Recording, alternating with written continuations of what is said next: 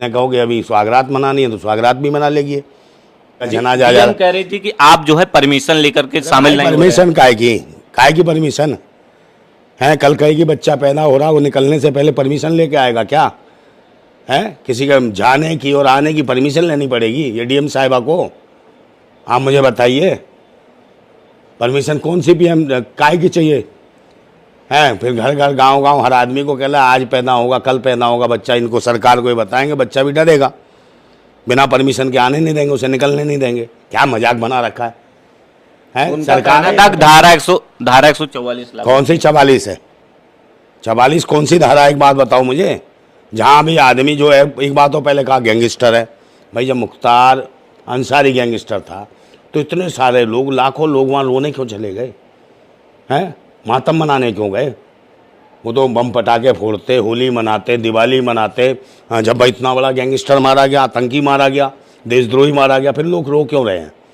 देखा जैसे अभी भी वीडियो आ रहे हैं, कहीं उनके टीचर थे, उन्हें पढ़ा रहे थे, जो प्रोफेसर थे वो रो रहे हैं। कई महिलाएं, ये नहीं कि हिंदू भी रो रही हैं, सिख भी रो रहे हैं, ईसाई भी रो रहे हैं, हर कौम का आदमी रो रहा है, हर जाति का।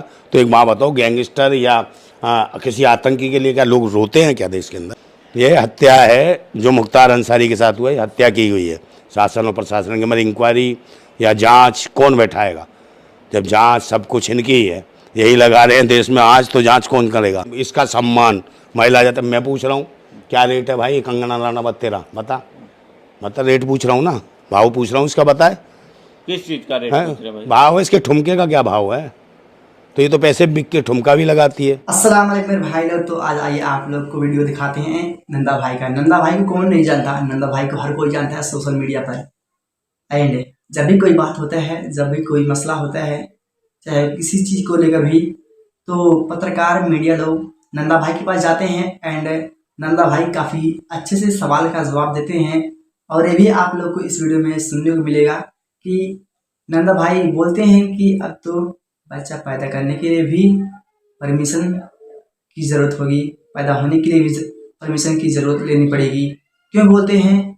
बोलते हैं इसलिए क्योंकि एक डीएम आखिरी में, जो कि हमने पिछले वीडियो में आप लोगों को दिखाया कि अफजल अंसारी से बहस हो जाता है डीएम से, कि डीएम मैम बोलते हैं कि क्या आपने परमिशन लिया जनाजे की? तो अफजल अंसारी बोलते हैं इसमें कोई परमिशन की ज़रूरत नहीं होती। सही बात है, जनाजे में कोई परमिशन की ज़रूरत नहीं होती। तो चाहे हिंदू बिरादरी से हो, चाहे वो मुस्लिम की बिरादरी से, कोई भी बिरादरी में इस सब चीज़ में परमिशन की ज़रूरत नहीं होती। उसी का जवाब नंदा भाई देते हैं। तो आइए आप लोग को पूरा वीडियो दिखाते हैं, उसके बाद आपसे मिलते हैं। भुखमरी के कंगाल पे 87 करोड़ लोग। दूसरी तरफ इनके जो मित्र हैं अंबानी अडानी, वो क्या करते हैं? 74 करोड़ में एक महिला का रेहाना का ठुमका लगाते हैं और लगवाते हैं और 74 करोड़ रुपया उड़ा दे। कौन में है? कोई नहीं कर रहा है इनमें, सब मिले हुए हैं। अखिलेश यादव ट्वीट तो करते हैं। अरे ट्वीट से क्या हो जाता है? ट्वीट तो वो भी करते हैं यार, मोदी जी भी करते हैं। मंडी वाली के लिए, मंडी में जो खड़ी है चंडी, उसके लिए करते हैं ट्वीट। छज्जा टूटता है तो कहते हैं टिंग कर देते हैं। मोदी जी बड़े मजे से करते हैं उसके लिए ट्वीट। सुप्रिया श्रीनेत ने जो है एक आपत्तिजनक पोस्ट किया था कंगना राणावत को लेकर के। तो क्या होगा? कंगना राणावत कौन है? हैं? भक्तों की मंडी का भाव पूछ रही थी एक फोटो। तो क्या वो मंडी पूछ नहीं सकते क्या भाव है? गाजर, मूली, क्या क्या क्या कुछ भी पूछ सकते हैं भाव। मंडी में भाव ही पूछे जाते हैं। और इसका कौन सा भाई है? तो ये कह रहे इसका सम्मान महिला जाता। मैं पूछ रहा हूँ क्या रेट है भाई कंगना राणावत तेरा? बता, मतलब रेट पूछ रहा हूँ ना, भाव पूछ रहा हूँ, इसका बताए किस चीज का रेट पूछ रहे भाई? भाव है इसके, ठुमके का क्या भाव है?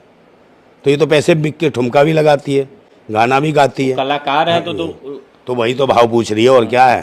तो इनका रेट है हर चीज़ का। इन्हें कहोगे अभी स्वागरात मनानी है तो स्वागरात भी मना लेगी एक्टिंग करके। तो ये भाव है, भाव पूछने में क्या जाता है? मैं खुद पूछ रहा हूँ, इनके रेट है, ये खुद कहती है मेरा रेट इतना है। तो रेट पूछ लिया, भाव पूछ लिया, इसमें बुराई क्या है? तो फिल्मची और चिलमचियों से देश नहीं चलने वाला। चिलमची और फिल्मची बैठे हैं, वही आ रहे हैं और उनसे देश में शोभा देता है किस तरह से टिप्पणी करे। कौन सा नेता? कौन नेता? सुप्रिया से कौन? भाव मैं पूछ रहा हूँ यार, मैं नेता नहीं हूँ, मैं तो क्रांतिकारी। मैं पूछ रहा हूँ उससे, आगे मेरे बस की होगी, पैसा होगा, मेरा फिल्म बनाऊंगा तो रेट पूछ रहा हूँ उससे। बता क्या लेगी रेट? लेकिन लोग सेंस क्या निकालेंगे इसका? गलत ही निकालेंगे ना। सेंस क्या? तुम क्या इसके क्या इसकी वकालत करने के लिए हो? तुम पत्रकारिता कर रहे हो, वकालत कर रहे हो? जरूरत है लोगों को शिक्षा, स्वास्थ्य, रोजगार, बहन बेटियों की सुरक्षा की। बनारस हिंदू यूनिवर्सिटी में बलात्कार हुआ, उसके लिए पूछा तुमने? कभी मोदी जी से सवाल पूछा, योगी जी से सवाल पूछा? समझे? मोदी जी की अभी शक्ल नहीं देखी है। राजनाथ सिंह उनके बगल में माला में डाल दिए थे, यूं गर्दन यूं देखे, बस यूं तुरंत माला से बाहर निकाल लिए राजनाथ सिंह। इतनी फटती है दिमाग की नस अंदर घुसड़ने में भी, समझे? राजनाथ सिंह की फट गई। हाँ मुझे बताओ। तो मोदी जी मन की तो बात करते हैं। हाँ, मन की बीवी के साथ करनी चाहिए थी। बीवी के साथ मन की बात की होती तो विकास पैदा हो गया था, आज विकास घोड़ी चढ़ गया होता, बैंड बाजा बारात चल रही होती, टकाटक टकाटक। हाँ, ये हत्या है जो मुख्तार अंसारी के साथ हुआ है, हत्या की हुई है। शासन और प्रशासन के मगर इंक्वायरी या जांच कौन बैठाएगा? जब जांच सब कुछ इनकी ही है, यही लगा रहे हैं देश में आज, तो जांच कौन करेगा? लोकसभा इलेक्शन का जो है बिगुल बज चुका है, ऐसे में मोदी जी कह रहे हैं 400 पार। कौन? मोदी जी। हाँ, वो कहेंगे 400 पार। साइको आदमी है, मैंने कहा नहीं साइको, तो सोचता मैं कलिंग अवतार हूँ। किसी ने कह दिया होगा आरएसएस। 2 बार जीत चुके हाँ, हैं, क्या बात कर रहे हैं? जीत चुके हैं भाई, ईवीएम मशीन से जीते। पहली बार तो भाई मैं भी कह सकता हूँ कि 14 में जीत गए। 14 में लोगों ने दे दिया वोट। किस मंशा से दिया? गरीब का बच्चा था और भिखारी था ये, और भिखारी होने के बावजूद ये सब कुछ देखो 8,500 हज़ार के हवाई जहाज से उड़ता है। तो साइको टाइप का इससे कह दिया किसी आरएसएस वाले ने, भाई आप तो कलिंग अवतार हो और आप ही धर्म की स्थापना करके जाओगे, और ये घोर कली हो गया है, इसका सत्यानाश करो। तो इसने सोच लिया हवाई जहाज की तरफ से हेलीकॉप्टर को, ये सोचता है कि मैं उस पर जा रहा हूँ, किस पे है, किस पे जा रहा हूँ? घोड़े पे, और उसमें बैठ टका टक टका टक टका टकड़ा, पता नहीं कब ऊपर उड़ जाता है आकाश लोक, और आकाश लोक से हाथ हिलाता है ऐसे, जैसे कलिंग अवतार का ये विष्णु का जो अवतार हो क्या, और फिर जाता नीचे पाताल लोक में। मोदी जी जनता का समुद्र में हित से कर नहीं रहे करता हैं, है। सबको 5 किलो राशन दे रहे हैं, किसान सम्मान निधि दे रहे हैं, गैस सिलेंडर का कनेक्शन दे रहे हैं, राम मंदिर बनवा दिए, धारा 370 हटवा दिए, और क्या चाहिए? अब सारा देश मोदी का परिवार है। आपके घर में 4 किलो चावल, 4 किलो गेहूँ मिलता है? खाते हो? सबको मिलता तो है। 4 किलो पे कितने 87 करोड़ लोग हैं, उनको कपड़ा कौन देगा? जूता चप्पल कौन देगा? उनके बच्चों को शिक्षा कौन देगा? मुंह बताओ ना आप। क्या और कोई सरकार दे रही? मोदी कम से कम 5 किलो राशन तो दे रहे हैं। भाई पहले रोजगार की जरूरत है, हमें राशन नहीं चाहिए। भीख मंगे तो भीख मंगा भिखारी बनाएंगे ना देश को। 40 साल भीख मांगा तो उसके बाद तजुर्बा है भिखारी बनाने का। तो 87 करोड़ लोगों को आत्मनिर्भर बना रहा है, इसलिए 87 करोड़ लोगों को भीख दे रहा है। और 4 किलो चावल, 4 किलो गेहूँ मिल रहे हैं, क्योंकि 1 किलो तो कूड़ा निकल जाता है उसमें, इसलिए 4 किलो बता रहा हूँ, समझे कि नहीं? और उनको करते हैं ये 87 करोड़ लोगों को सिर्फ गेहूँ चावल पे पाल रहे हैं, और कपड़े वपड़े नहीं मिलेंगे उनको, ठीक है? उबला हुआ भी नहीं खा सकते, क्योंकि वो सिलेंडर भी नहीं दे रहे, गैस भी नहीं दे रहे। ये सूखा भसकेंगे मुंह में, 4 किलो चावल, 4 किलो गेहूँ, और सीधे जिंदा रहेंगे ये लोग। और 87 करोड़ लोगों को ऐसा भिखमंगा बना दिया है सरकार ने, आत्मनिर्भर भी नहीं है, बेरोजगारी की कंगार पे हैं, भुखमरी के कंगार पे हैं 87 करोड़ लोग। दूसरी तरफ इनके जो मित्र हैं अंबानी अडानी, वो क्या करते हैं? 74 करोड़ में एक महिला का रेहाना का ठुमका लगाते हैं और लगवाते हैं, और 74 करोड़ रुपया उड़ा दे। कौन है राजा महाराजा की औलाद? यहाँ देश 87 करोड़ बिजनेस करते हो, मेहनत करते हैं, तो उनके पास पैसा है अडानी अंबानी के पास। आप भी मेहनत करें, ऐसा थोड़ी ना कि अडानी अंबानी के पास उनके बाप का पैसा है। अगर भारत सरकार कर्जा मांग लेना अंबानी अडानी से, तो कटोरा आ जाएगा इनके हाथ में, मैं गारंटी से कह रहा हूँ। ये देश का रुपया है। नोटबंदी के नाम पे लिया, किसको दिया भाई? विजय माल्या को दिया, नीरव मोदी को दिया, सुशील मोदी को दिया हैं, और मेहुल चौकसी को दिया, और इसको दिया, क्या नाम है, ये अडानी आया, ये कहाँ से बन गया भाई खरबपति? लाखों करोड़ रुपया दान दे रहा है मोदी। कहाँ जाता है लाखों करोड़? गरीबों को कौन सी योजना दी है भाई? कहाँ मिल रहा है? सब तो रो रहे हैं, सब मर रहे हैं। देश की जो वो थी, क्या नाम है, इंडस्ट्रीज, लघु कुटीर और खुदरा व्यापार था, उसकी माँ बहन एक कर दी इसने, मोदी ने। सब बंद है, और सारी जितनी भी मार्केट है, जो भारत की जो मार्केट है, जितने भी बाजार है, उन सब पे कब्जा चाइना का है।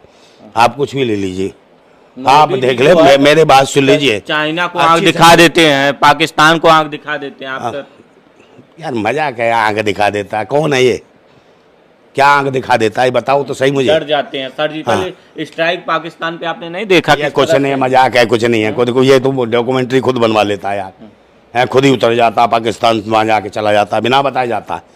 तो ये प्रधानमंत्री कहीं नहीं है, उसको आंख दिखा रहा है। चाइना अंदर घुस गया भारत के, कितने चाइना ने जगह ले ली भारत की, वहाँ बोलती बंद है इसकी, है। पाकिस्तानियों क्या करेगा? कुछ भी नहीं करता पाकिस्तानियों को, और भारत के अंदर जहाँ भी है अराजकता का माहौल है, और 2024 में ये चुनाव जीतेंगे। ये सिर्फ ईवीएम है, अगर ईवीएम हट जाए ना तो इनका जो है ना जमानत जब्त हो जाएंगी सबकी, इन्हें कोई वोट नहीं देगा। मोदी का एक भी काम आपको पसंद नहीं आता? क्या काम है?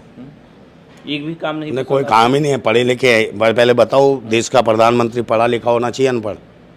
आप बताओ। पढ़े लिखे हैं मोदी जी, डिग्री भी है उनके पास। भाई मैंने मोदी जी का नाम लिया, ला के होना चाहिए, मैंने ये पूछा। प्रधानमंत्री भाई पढ़ा लिखा होना चाहिए, और मुख्यमंत्री यूपी का पढ़ा लिखा होना चाहिए कि नहीं? होना चाहिए कि नहीं? तो जरूर होना चाहिए। हाँ, तो फिर इस पे ध्यान देना चाहिए। देश की जनता को पढ़े लिखे चाहिए, ढोंगी और पाखंड नहीं चाहिए, भिखमंगे नहीं चाहिए, जिन्होंने मेहनत की हो, कुछ मेहनत मजदूरी करी हो, कुछ भी ना, अनपढ़ भी हो, मेहनत मजदूरी तो की हो उसने यार, काम तो किया हो। जो भीख मांग मांग के आए हो, योगी पैदा हुए, निकले घर से, थोड़ा चलने लगे, लंगोटी बांधी, निकल के भीख मांगने, तो ये देश को क्या देंगे? आप सोचो।